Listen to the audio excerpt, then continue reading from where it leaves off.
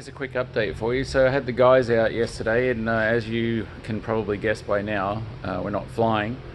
So they went through the various fixes that I did from last time when we had Mark out here with Justin and Elliot, and they examined the whole aircraft, and they're happy with everything to do with the aileron, how replace those pulleys, and firmed up everything with respect to that. So the ailerons were good in terms of the control, tightness in the system, and the elevator balancing seemed to be adequate for what they're looking for. So that's okay, and all the other little minor items and stuff that I'd already fixed are pretty much okay with all those. However, in going through everything else, like they said they were going to do, they found two other problems, two other issues that weren't identified originally. And so they, actually one of the things that we did yesterday was that trim spring, where I replaced that with that spring steel, and I'll show it to you here in the video. Actually ended up having to cut it, or actually create another bit, so I overlapped two bits of spring on top of each other and then trim it down, and we were just trying to get it dialed into the right amount of spring force. And it took many iterations of getting it in and out of there, cutting the spring, and then drilling. I had to drill holes in it again, which as you followed before, you see that wasn't easy either. So anyway, I spent most of the day messing with that and adjusting it, and it ended up with two springs next to each other, one that's bolted in both sides, and then on the top of the other one shorter spring and a longer spring that sort of overlaps, so kind of like a leaf spring set up in a car. Anyway, that works now, and that's got about the right amount of spring force, that's comfortable for what Justin was looking for, and what Elliot said was a good mix as well. And so the next thing is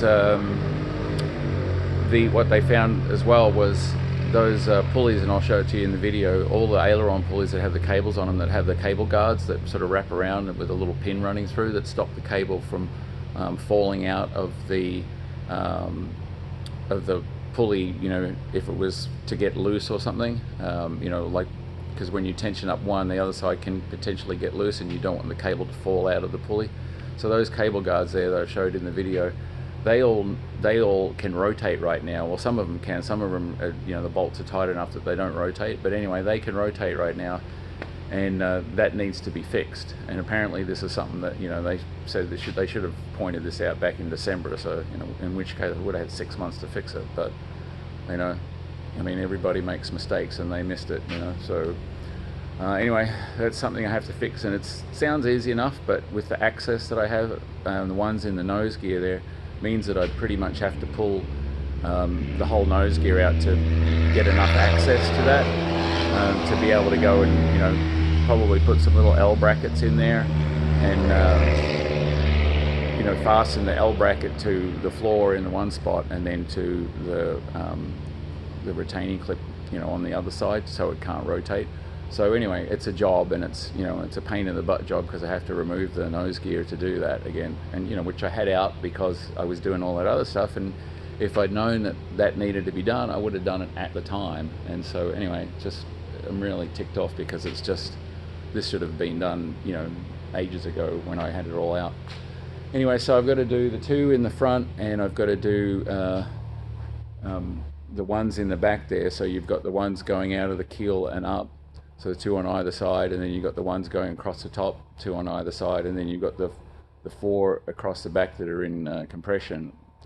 So you've got two, 3, so that's 5, and then basically multiply by 2. So there's 10 of those that need to be done. So it's not a simple job. It's it's going to take me a good several days or a week to mess around and get that sorted out. So I'm not looking forward to doing that. But then the big problem that they found is when the ailerons are under load, and you're putting a roll input in, and at the same time you're trying to pull on the stick or push on the stick to do elevator control, the stick there is binding up, and I think it's because of those small bearings that I showed in the video there. They're just too small to handle those loads. And originally when that whole setup was designed, those bearings weren't even there. They were basically these little metal kind of blocks there that had the two holes through them, and it was just metal on metal, and that would have actually been even worse.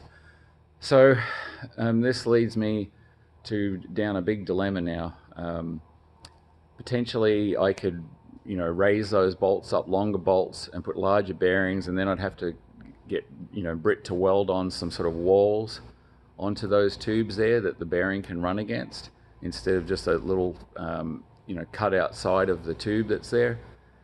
And that potentially might be a simple, and I wouldn't say quick, but the easiest fix, the least amount of fabrication and welding and whatever. But it may not work. May end up with a similar type of problem.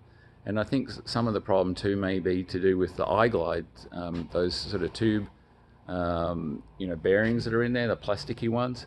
They're supposed to be nice and smooth and low friction running and stuff, but I think once you start pulling on the stick, potentially the stick actually can flex in a way, and because there's 3 iGlides in a row there that are supporting that, when you have 3 in there and the stick is flexing, something's going to bind up there. So potentially trying to change those out for the oil light, bronze oil impregnated bearings may fix the problem.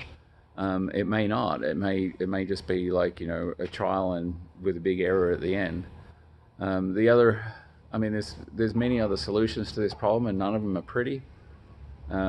Then the next possible solution might be to change up the whole system and do it more like how the Velocity works. So anyway, I'll talk about that.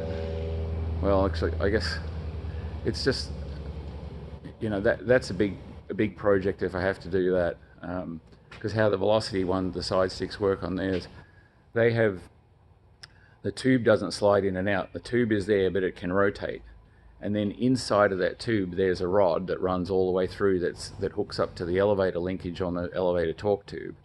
So what I would have to do is basically cut off the sticks that I have right now and weld on a bracket on the bottom there with a hinge thing, and then with a connector for a rod that would run up the center of the rod that I have, and then I'd have to change a whole bunch of other stuff in there as well to get it to work the way it's going to work. And I don't even know if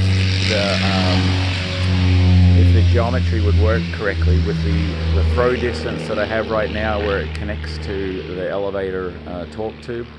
In general, the ones on the Velocity, they have a very short distance there, so it's a short throw, and I have a longer distance right now with a longer throw. Anyway, all of that is basically engineering and figuring out if you can make it work, with kind of like with the bracketry that I currently have, the carbon fiber brackets that are in there that you saw, or that you'll see in this video. And I don't know, it's just a monumental job here. So that's something there. I could spend a couple of weeks and just change out those bearings for larger ones and try it, and maybe it works and maybe it doesn't. And then I'm, like I've done with a lot of other things, I'm going to be iterating and getting frustrated and ticked off that one thing doesn't work. But you try the easiest things first and the least costly for time and money to try and get it to be done, and then if that doesn't work, you move on to the more difficult one, and ultimately how long is it all going to take? So and I've got to go and see if I can raise some more finances and stuff with some more money so I can stay solvent myself. I've still got to pay my taxes this year, so yeah, everything is not looking real great right now, and nobody's more frustrated about it than me, but I'm just doing my best. And I am disappointed that these 2 big problems here, and the sticks being the biggest one, that they weren't identified before, because that was all the same before when the guys came out in December, and I thought I was bringing them out there to put a fine tooth comb over this thing and find all the problems, but apparently not. And as I said, everybody makes mistakes. I've made loads of them, probably more than anybody. So I can't sort of be pointing the finger at anybody else here, but it would have been nice if I had known these problems. I would have had all this time, with COVID and everything like that, to try and get them resolved while I've been waiting for them to show up. So anyway, so that's where it stands right now. I need time to think and process all this and figure out what I'm doing. But I mean, I literally yesterday I was almost at the point saying, no, I'm just going to hand pass this to the next guy and let him sort out these problems, because I'm just, I've had it up to here with it's just too much, with all the, delays and just everything is too much. But anyway, so there won't be any more taxi testing going on. It's pointless doing that at this point. I haven't, bothered to try and reschedule with the guys. I need more time to process this and figure out exactly how I'm going to approach this. But probably what I'll end up doing is taking the easiest solutions first, trying them out, and see if I can get that to work. And at the same time, I've got to have my finances in order, so I'm not, just running my bank account to zero. And worst case scenario, I may have to go back to programming again, and pick up some Android work or something, if I can't make this work. Because there's a possibility that even doing all these fixes and stuff, that something else comes along and it's still not safe to fly or whatever. And then you go down the rabbit hole even further. I can only bear so much. So alright, moving on. Here's a look at that trim spring now. And as you can probably see there, the back part of it is a one solid piece, and the two front parts there are kind of like two separate pieces that are overlapping. And I put like some washers in between the top pieces there, just so there's enough gap, and that seems to work. They sort of work nicely, like a leaf spring in a car, and you get pretty even distribution. And you can see we also tapered that back spring as well, so it's wider at the bottom and narrower at the top. So it seems to work all right. And then looking back under here, as you may remember from a while back, this is where the pulleys are there. The big main sort of wheel there and the two pulleys below it. And you can see those white little cable guards there that are hanging down. And there's the one there. And then if you look through there, you can see the other one on the other pulley. Those are the ones that need to be anchored. And these are the ones in the back of the keel. And I'll see if I can rotate that one around a bit for you. And you can see there it is there. And so that can sort of rotate a bit around the center axle there, and that needs to be anchored at the long end there, at the far end there, so it can't rotate. And it's just tricky, maybe just cable ties or something like that or whatever. But the access is the problem. Getting in there to try and mount something to secure it is what's difficult. So anyway, and then you can see a better view of it there. So right now it fairly readily rotates it, and it'll actually stop when it hits that fuel line there.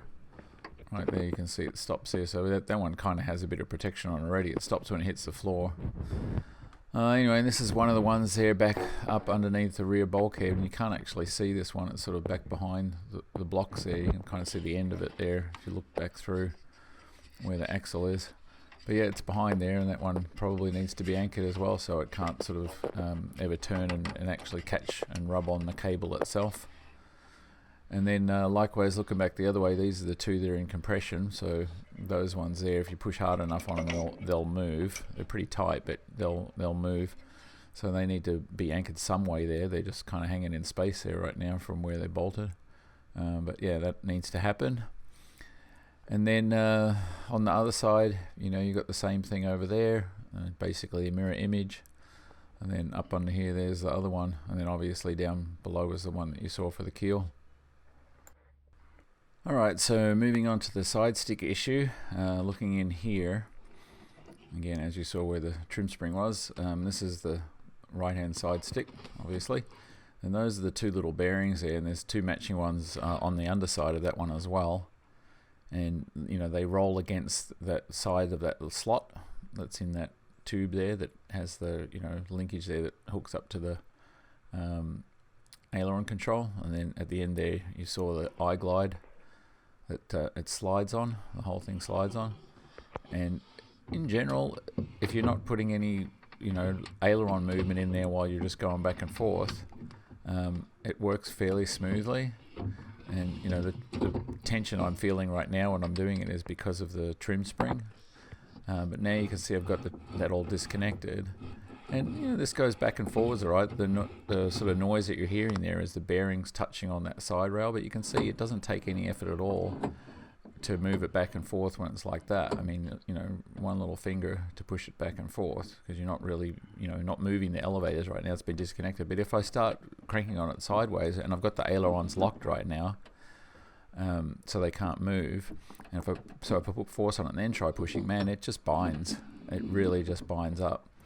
So, as I'm pulling this apart, I'm doing it bit by bit and testing it each time to try and find where the binding's coming from. So, the next step here is just to take another piece out, but you can actually hear how much that's sort of binding on there when I'm pushing on it.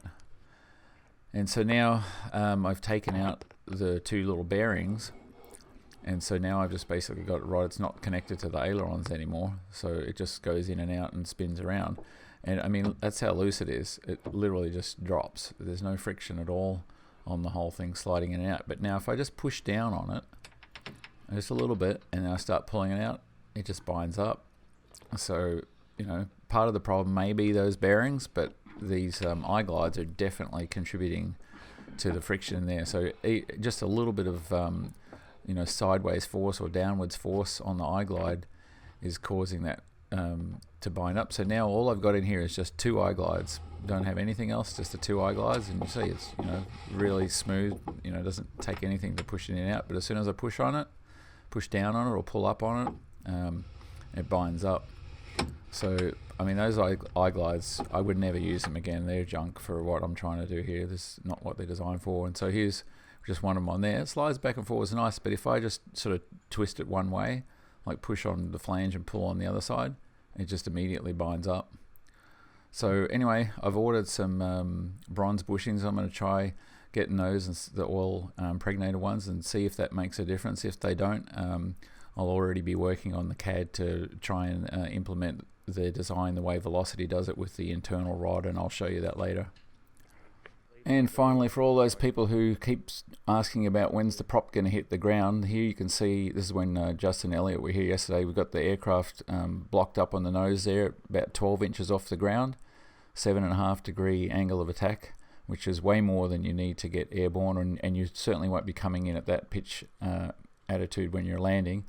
And if you see when I put the tape measure down here, there's still 3 inches of clearance. So in order for it to hit, you'd have to have about 10 degrees nose up and about 16 inches underneath the nose wheel. So, in my opinion, that's plenty of clearance on the prop there, and it's very unlikely that you'll have a prop strike. Anyway, that's this video for now. We'll see how this plays out, and when I have some more news for you, I'll post up another video. So thanks again.